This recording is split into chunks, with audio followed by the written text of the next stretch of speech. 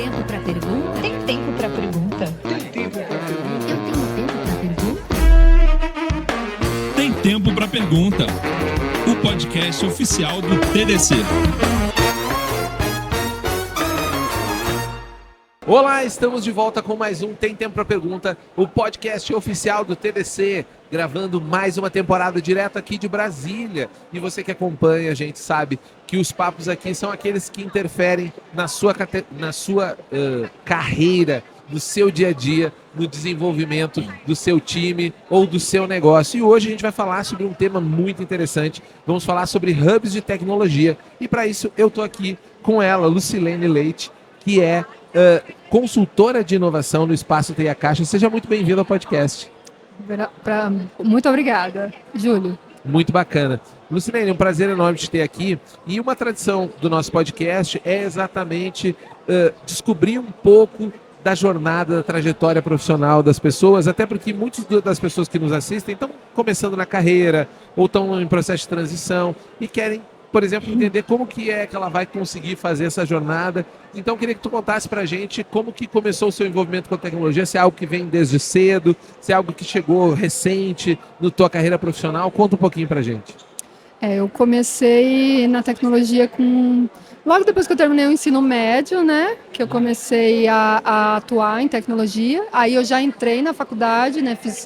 Fiz a faculdade de computação. Ah, você já estava inserida direto lá no meio. Isso. E eu entrei na Caixa, né? Com 20 anos. Então, assim... Nossa, jovem. Eu estava na faculdade ainda, quando eu passei no concurso. Que legal. Obviamente que dentro do concurso tem esse porém que o concurso que eu prestei não era de TI. Sim, sim. Então eu tive que entrar numa área que não era de TI, fiquei lá por, eu acho que 2 anos e meio, até que eu consegui ir para TI. Que aí foi o tempo de eu terminar a faculdade, fazer, né, me preparar melhor. Mas foi um tempo que eu fiquei numa área atuando com TI, mas não era uma área especificamente da TI da Caixa. Sim. Porque na Caixa a gente tem, assim como qualquer empresa, né? A gente tem TI em todos os lugares, Sim. mas a gente tem uma área especificamente para cuidar de TI, até porque é uma empresa muito grande. Então eu consegui ir para essa área mais ou menos no início de 2006, né?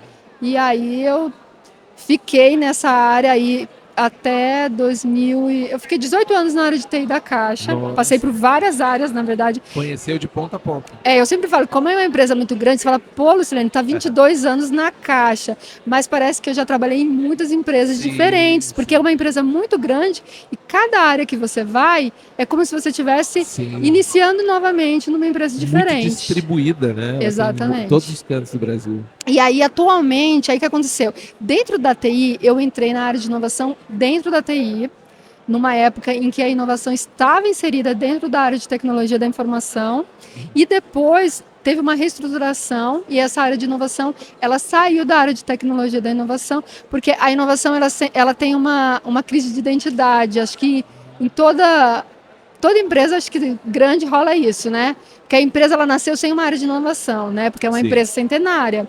Então, de repente, você fala, a gente precisa ter um olhar de inovação. Só que a gente precisa que todo mundo olhe para inovação, mas a gente precisa começar, pelo menos, que alguém olhe e comece a pulverizar. Precisamos de uma força-tarefa aqui. Exatamente. E aí a área de inovação, ela partiu ali, naquele momento, ela estava dentro da TI. Na verdade, ela não começou na TI, ela começou numa outra área. Aí, não, aqui não tá bom, vamos colocar na TI. Sabe aquele negócio, tipo Ficava assim... batata quente. Isso, joga para você, joga para você. Aí ela acabou indo para a área de sustentabilidade, para você ter uma ideia, nós ficamos um ano lá. E aí, em 2024, que foi no início do ano passado, a gente foi a gente está vinculado direto à presidência da Caixa, na área de diretoria de clientes, canais e inovação.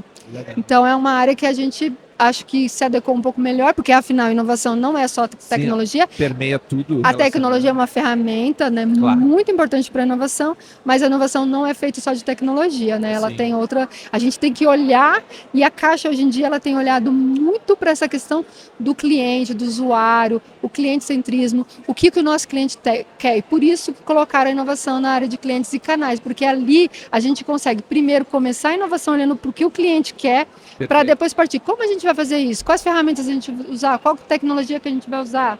Vai ser por parceria? A gente vai conseguir fazer inovação aqui mesmo na Caixa ou vai ter que fazer uma inovação aberta? Então, a gente consegue ter esse olhar mais abrangente, ao invés de falar, vamos fazer inovação, então vamos já pensar na tecnologia. Porque o pessoal de TI é assim, né? Claro.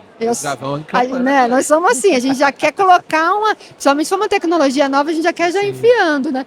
Então, esse olhar para o cliente primeiro, antes de você... Né, a inovação faz sentido para o cliente, antes de a gente começar a pensar em que tecnologia vai empregar, eu acho que é muito importante. A gente está nesse caminho há quase 2 anos, e tem sido um caminho assim que a gente tem conseguido colher muitos frutos. Imagino. E para você que já passou por tantas áreas e pegou esse começo, né, esse momento em que a inovação era, digamos assim, uma batata quente, conta pra gente como que vocês consolidaram a ideia de que não é uma coisa tão simples, pode parecer simples e óbvio que é fazer hub de tecnologia, é a coisa mais óbvia, mas não é tão simples. Como vocês conseguiram consolidar essa ideia de que esse era um caminho para uma construção de um ecossistema de inovação interno e talvez até com interface externa também da Caixa, num ambiente que eu acredito, e aí eu quero muito que você me conte um pouco mais, não é o mais propício para isso, né? Sim, é um grande desafio. Inovar já é um grande desafio. Quando você pensa em inovar dentro de uma empresa centenária, dentro de uma empresa pública, aí o desafio é muito maior ainda. Sim. Porque, assim, a Caixa não é vista ainda, eu sempre falo ainda, como uma empresa inovadora. Estamos trabalhando nisso. Estamos trabalhando nisso, exatamente. E aí, assim, partindo dessa nova estratégia, dessa nova estrutura da inovação, a gente trouxe algumas frentes. A inovação, ela reestruturou dentro dessa nova roupagem, dentro do programa de transformação digital da Caixa. É um programa muito robusto que foi construído com base realmente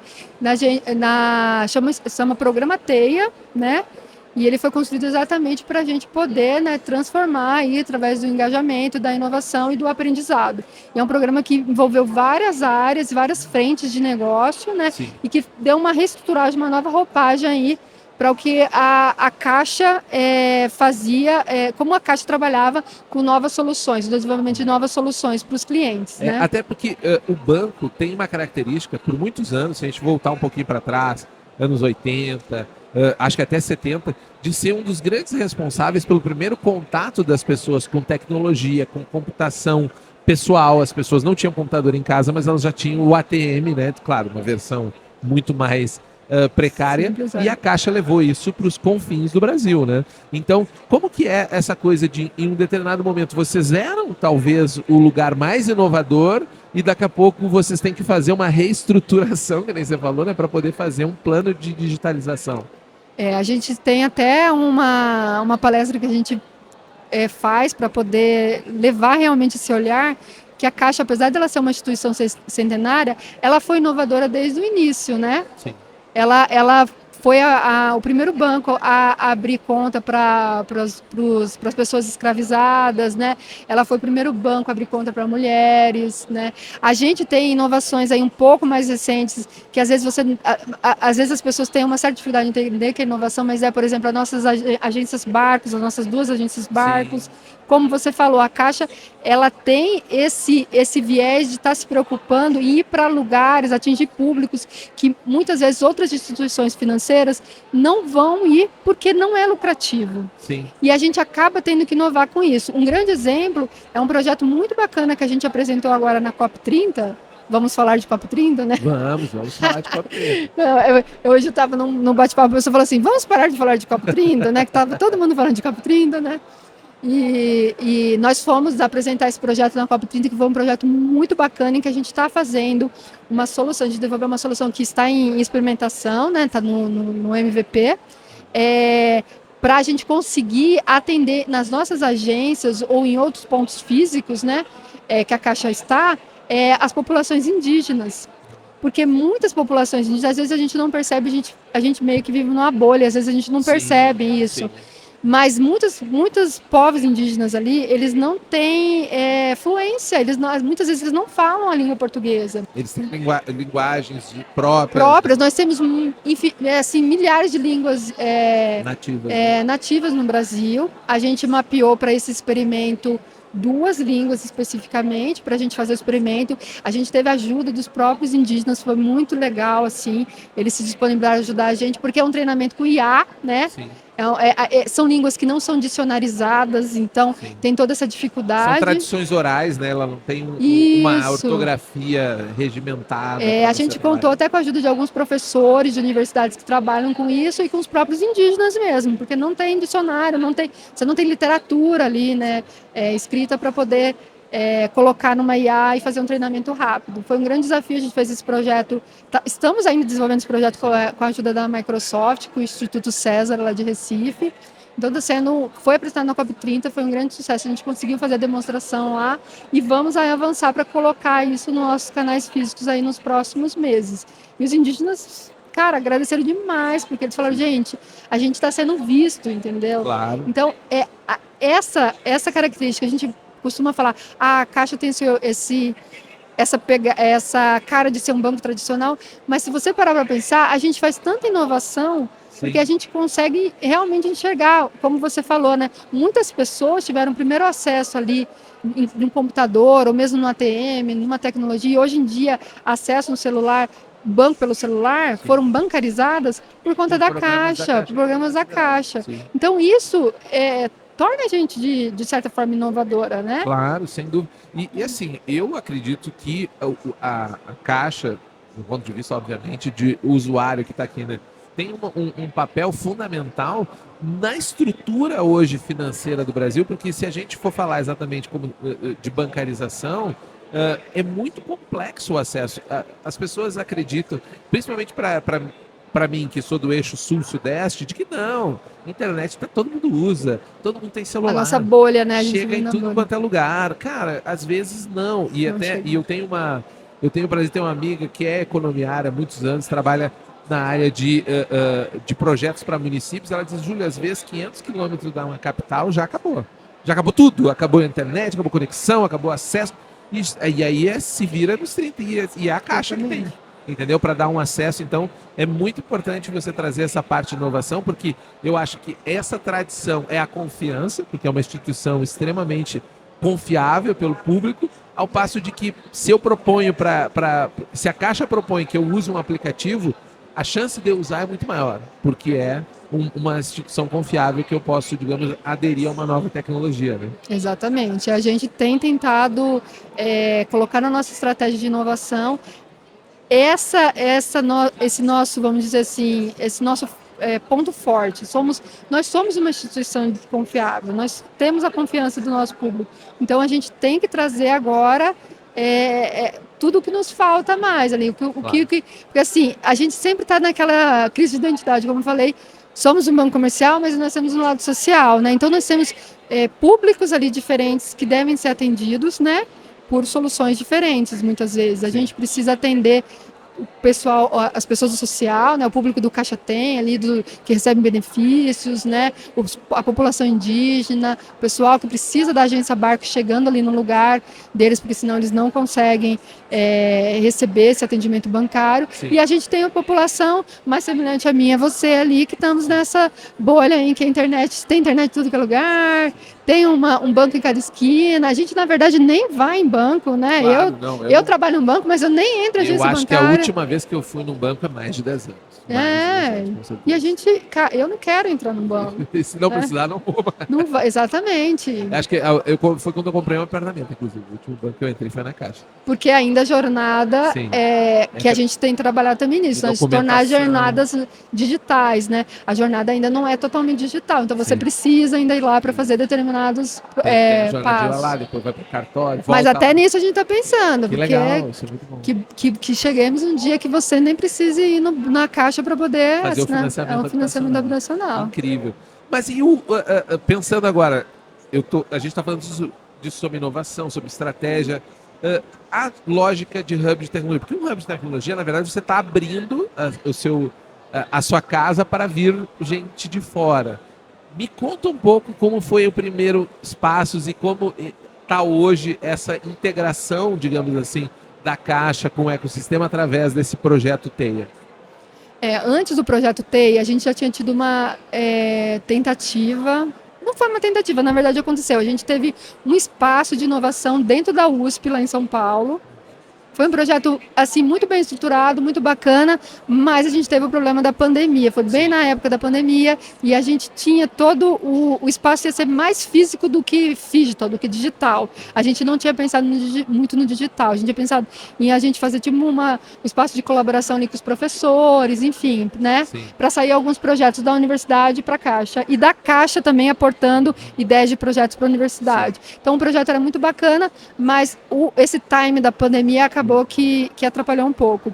E aí, logo em seguida, a gente começou a pensar nesse hub de inovação, mas de uma ideia assim, ainda muito assim, sem muito formato. Quando veio o programa de transformação digital, que uma das frentes da inovação no programa de transformação digital era a gente ter um hub de inovação, aí que a gente começou a estruturar. Aí teve todo um trabalho de fazer benchmarking, tanto em outros órgãos governamentais, quanto com outros bancos também. E aí a gente se deparou com a seguinte situação. Os outros hubs dos outros bancos que a gente tem, eles na verdade são hubs que são mais para fomentar negócios para o próprio banco, o que é bacana, porque fomenta todo um ecossistema que também quer fornecer ali para o próprio banco as soluções, o que a gente também pretende fazer. Mas o nosso foco principal do hub do Espaço Teia, ele já nasceu para ser um hub de soluções para governo e soluções de governo.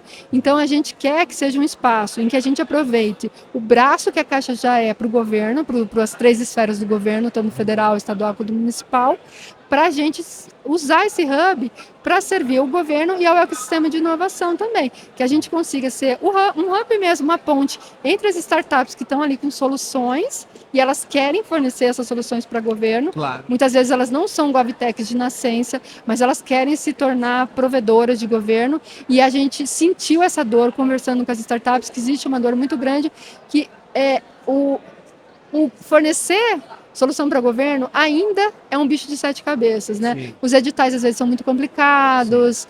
São feitos às vezes por pessoas que não entendem muito bem a demanda. Não entendem muito bem a demanda, exatamente. Mesmo a gente tendo agora o marco legal das startups, né? Desde 2021, a gente ainda tinha ali uma dificuldade de implementar essa legislação dentro das empresas. Ele surgiu em 2021 para justamente fomentar, os órgãos públicos conseguirem fomentar a inovação dentro dos órgãos públicos e ainda fomentar o ecossistema de inovação das startups, mas a gente conseguiu implementar na Caixa a primeira chamada de startups usando essa legislação somente no ano passado que saiu. Nossa, é recentíssimo. Porque teve toda uma curva de aprendizagem e de alterar normas internas. Apesar da gente ter uma legislação que já funciona no país, a gente tem o regulamento de contratações da Caixa, do próprio órgão. Mudar o compliance, como que ele abordava. Exatamente. Tipo de... Então a gente teve todo um trabalho para fazer isso com a área de contratos, com o jurídico da Caixa, enfim, um trabalho bem conjunto ali para poder estar fazendo essas alterações, todo mundo ali muito estudando para entender essa nova legislação, o que podia e o que não podia, e o que a gente ia aproveitar dela lá dentro da Caixa, para a gente poder sair com a primeira contratação de startup. Hoje a gente já temos 7 chamadas aí, alguns contratos já em andamento, estamos ainda numa curva de aprendizagem, mas já temos startups já contratadas pela Caixa, trabalhando lá na Caixa e já provendo soluções para a Caixa. Algumas ainda em modelo de experimentação, né? Sim. E outras já com contratos de fornecimento. E aí o Hub vem também com essa missão. A gente tem as startups residentes lá no espaço. Inicialmente, a gente tentou pegar startups mais focadas já que forneciam aí soluções para governo. E agora a gente está com um edital, inclusive, que vai dar o dia 30 de novembro agora, próximo domingo. Infelizmente, quem vai estar ouvindo esse aqui já vai ter passado. Mas vale a pena você citar para que as pessoas se aproximem e busquem encontrar essas soluções. Porque, por exemplo, é alheio. Muita gente não sabe que tem essa oportunidade e acha assim, não, o sistema público não é para mim. Não é para mim, exatamente. E, na verdade, é para vocês, startups e outras empresas, né? Não são só startups, lá nos editais você vai ver que existem outras empresas que são inovadoras, que fornecem tecnologia, que podem se adequar e podem entrar. A ideia é a gente sair daquela bolha de só contratar empresas que já têm um background muito grande, empresas grandes, que é o que acontece com a legislação de licitação normal, né? Que se você pegasse ali as startups, as empresas que eram nascedoras, que tinham pouco tempo de vida, enfim, que tinham pouco capital, elas não encaixavam ali. Então essa lei ela vem para resolver esse Você problema. não conseguir investir em algo novo que está no momento de nascimento dele. Exatamente. E aí se criou um déficit muito grande de tecnológico dentro das empresas públicas por conta disso, porque a gente não consegue mais, nesse cenário atual, né, com essas mudanças constantes que a gente tem nesse mundo, né, bunny que a gente vive, a gente não consegue mais inovar só com capital intelectual interno da empresa. Sim. A gente precisa das parcerias, né? A gente precisa das parcerias com os outros órgãos, com outras empresas. A gente tem feito parcerias com Big Techs e principalmente com as startups, né? Porque eles estão ali, Sim. né?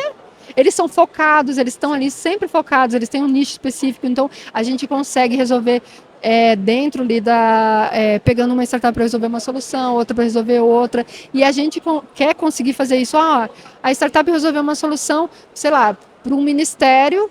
Cara, será que essa sua solução também não dá para resolver para outro ministério, para outro órgão público, para uma prefeitura? A gente tem um programa também de prefeituras, tá? Uma frente de prefeituras, porque as prefeituras a gente também entendeu dentro desse nosso estudo que são a base mais frágil ali do poder público, né? Sim. É o que tem menos maturidade de inovação, mais dificuldade, porque tem um orçamento menor, menos capacitação também ali Claro. no Corpo técnico, basicamente, Exatamente. nenhum, quanto mais para a parte interior, né, periférica Exatamente. do Brasil, você tem menos aporte técnico, é mais precário, às vezes as necessidades são tão avolumadas, né, de coisas tão básicas, saneamento básico, ainda estamos trabalhando nisso, Exatamente. né, porque não dá para pensar assim, não, inovação, espera aí, primeiro deixa eu fazer essa ponte, depois eu vou pensar em inovação. Exatamente, às vezes a gente está querendo que eles façam alguma coisa assim muito... Cara, não tem nem... como você falou da questão não tem internet ainda naquele Sim, lugar. Não chegou. Então como Eu que não você tenho quer... nenhuma fibra, a fibra não chegou, a internet é não sei quantos kbps só. Exatamente. E aí tem essas nuances, né? A gente fez um trabalho até de visita em algumas prefeituras, pegamos prefeituras de regiões do Brasil diferentes e de portes diferentes, para a gente ir lá em loco e ver as dificuldades, as necessidades ali, Sim. o que eles têm de necessidades. Porque até a gente falando da esfera dos municípios, a gente vai ter nuances diferentes de acordo com a região do Brasil, Claro. e com o porte da cidade, né? Uma cidadezinha menor. É uma cidade menor, mas ela é perto de uma capital.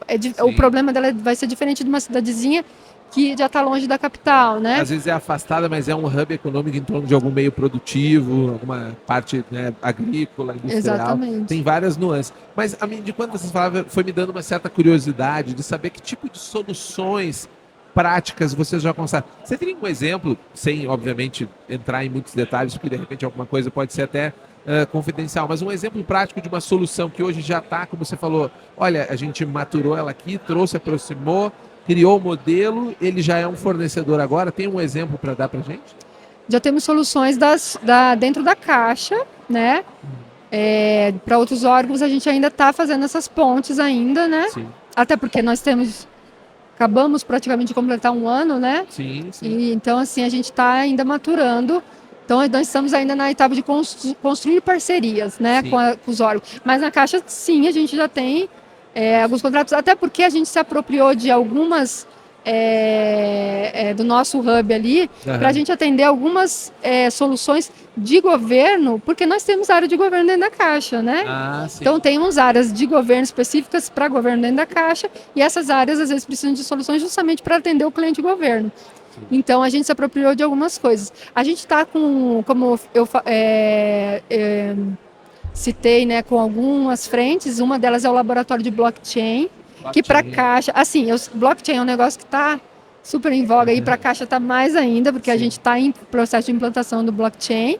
A gente está com um laboratório, então a gente fez uma parceria com uma startup para eles fazerem, uma startup de blockchain, para eles fazerem um laboratório de blockchain. A gente vai fazer 3 projetos de blockchain para a gente dar aquele impulso, sabe? Aquele empurrão? Pontapé inicial. O pontapé inicial do blockchain dentro da Caixa. Isso. Pensando, né, e a Caixa é uma área que trabalha bastante, né, dentro do coisa com consolidação de documentação.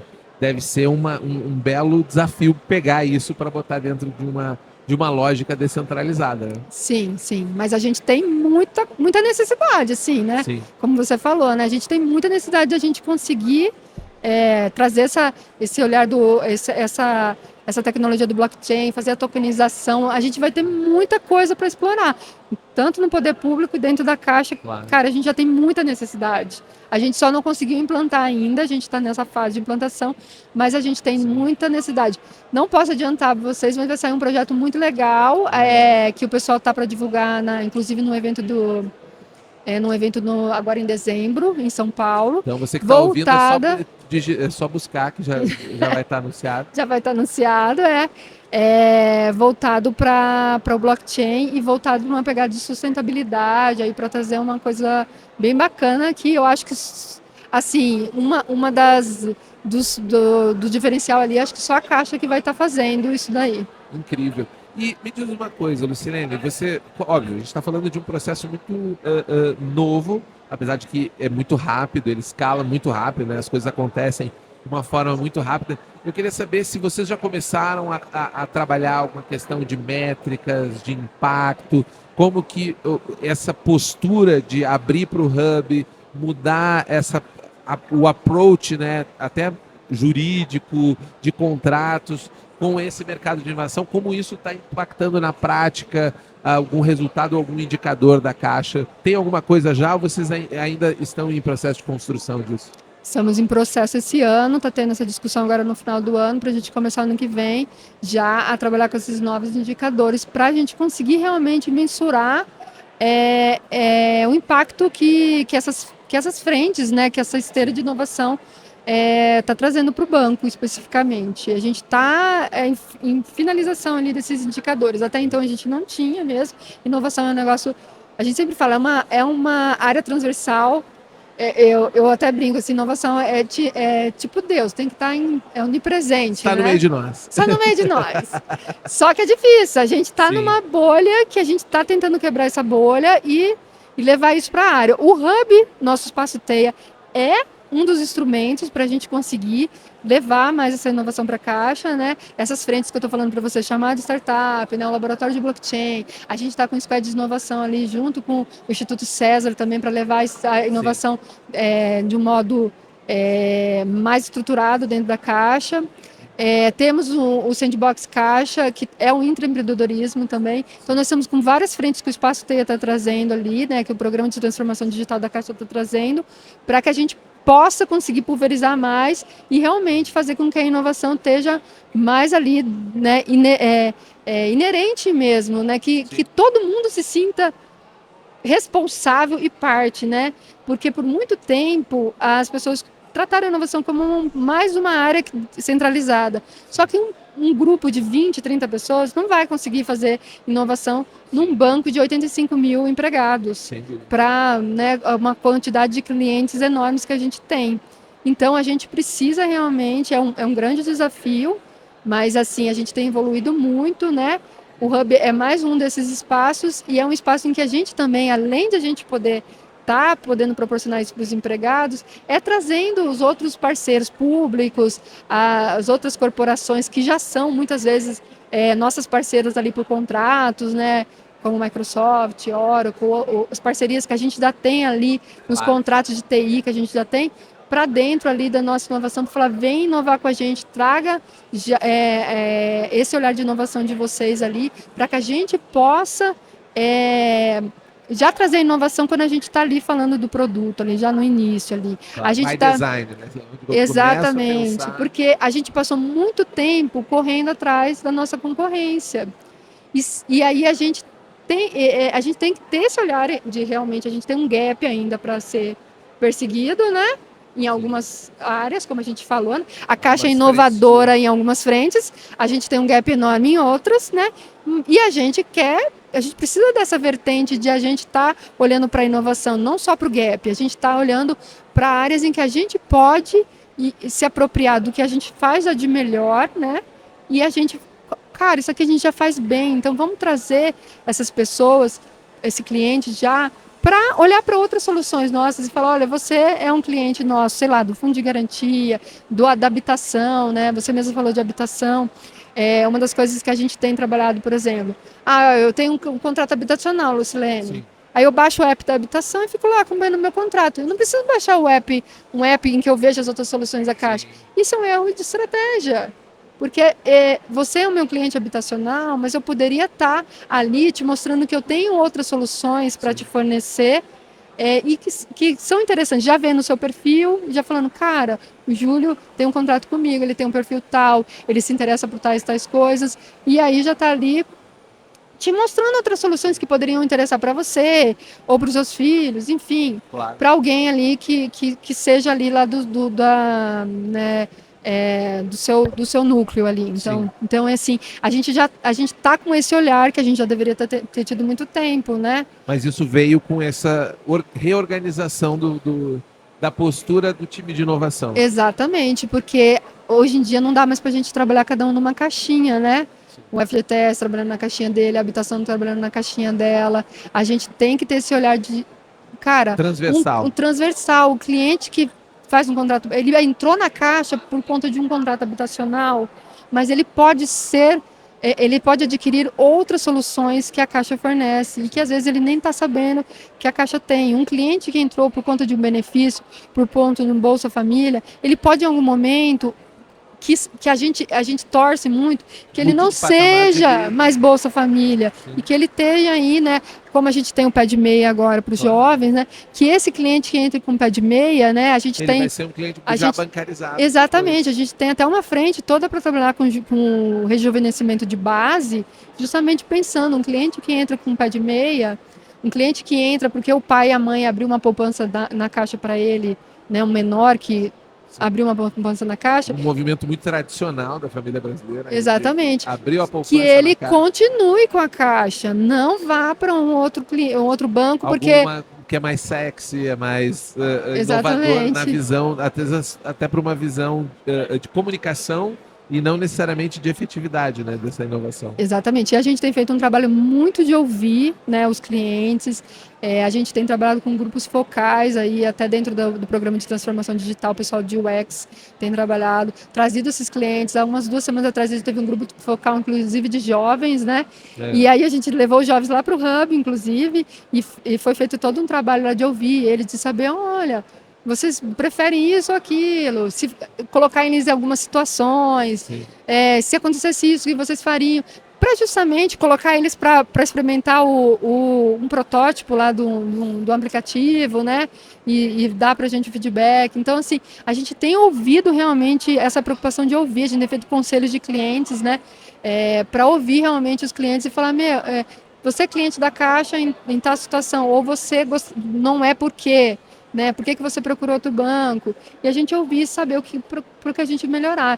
E há muito tempo, por muito tempo a gente não fez isso, né? Essa questão de você voltar, né? O cliente-centrismo, de você colocar o cliente no centro, o usuário no centro, é uma coisa que vem com a inovação, que vem com a transformação digital, de entender que, para aí, antes de você começar a desenvolver qualquer solução, você tem que perguntar para o cliente, é isso mesmo que você quer? Sim. Né? Esse é o melhor caminho, né? Uma inovação efetiva para ele utilizar. Exatamente, porque senão você chega lá, implanta e aí depois que você descobre que o cliente não era aquilo que eu queria, não é isso que eu vou querer. E já se gastou muito, né? A gente fala da experimentação, a cultura da experimentação, a cultura de errar pequeno para acertar grande, né? Então a gente tem trabalhado muito essa cultura, né? Os nossos contratos, por exemplo, com algumas startups, eu falei para você, são os contratos dentro da lei 182 2021, que são os contratos que você entra ainda com um contrato de experimentação, que de 12 meses, prorrogável mais 12 meses, e dentro desse contrato você descobre, é realmente isso que vai resolver o meu problema? Sim.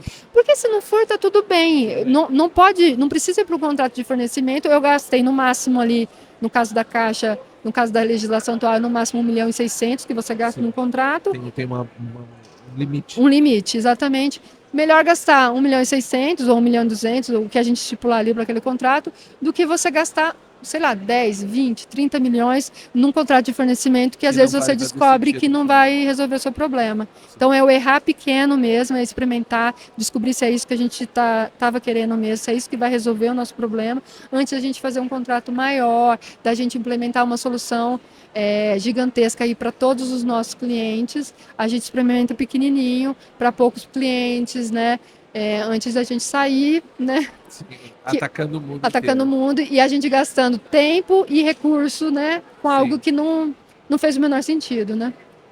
Muito bacana. Lucilene, o nosso tempo rodou muito rápido enquanto a gente vai participar, mas eu não quero ir para os nossos encerramentos sem te perguntar qual que você acha que é o principal desafio para o futuro na evolução do hub de tecnologia da Caixa, que pode acabar sendo exemplo até para outros hubs de tecnologia que estão aí pelo Brasil. O nosso grande desafio, a gente já nasceu com desafio, né? Porque a gente decidiu ser um hub de inovação, de tecnologia em Brasília. Sim, A gente fez fora do eixo. fora do eixo Rio-São Paulo ali, né? A gente fez toda uma pesquisa e, assim, a maior parte dos hubs são ali Minas, Rio, São Paulo, né? E Brasília é uma cidade, assim, que naturalmente é deserta, né? Sim, sim. Então, assim, a gente trazer isso daqui, porque, assim, gente, a gente vai ser um hub de soluções para governo. A gente precisa estar em Brasília. Claro. A gente precisa estar em Brasília. A matriz, não é só porque a matriz da Caixa está em Brasília, mas a gente tem que estar próximo do quê? Do governo. E a gente precisa tentar trazer essas startups para próximas do governo. E a gente não está querendo que todo mundo mude para Brasília. Sim. Tanto que a gente já tem a gente já tem o canal digital para as startups poderem se conectar com a gente, né? A gente fala que a gente é digital, né? A gente tem um espaço físico. Foi um dos grandes questionamentos que a gente teve quando a gente for ter ou não espaço. A gente entendeu que a gente precisava de espaço físico, que isso era importante para a gente. O nosso cliente governo, ele vai sentir essa necessidade desse espaço físico e realmente todo mundo gosta muito de estar no nosso espaço físico. Então, para a gente é importante a gente ter esse pontinho de espaço físico.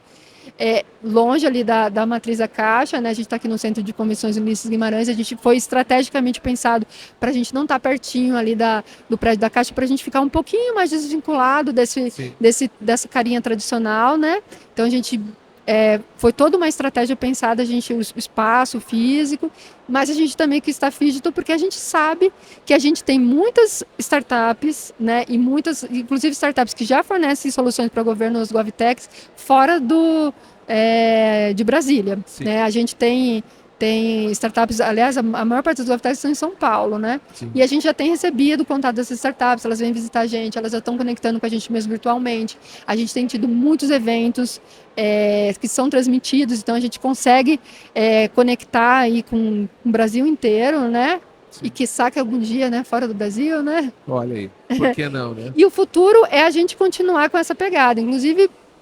A Caixa tem pensado muito no futuro, né? Dentro da estratégia da Caixa, da estratégia de inovação da Caixa, a gente tem uma frente aí pensando em futuros, né?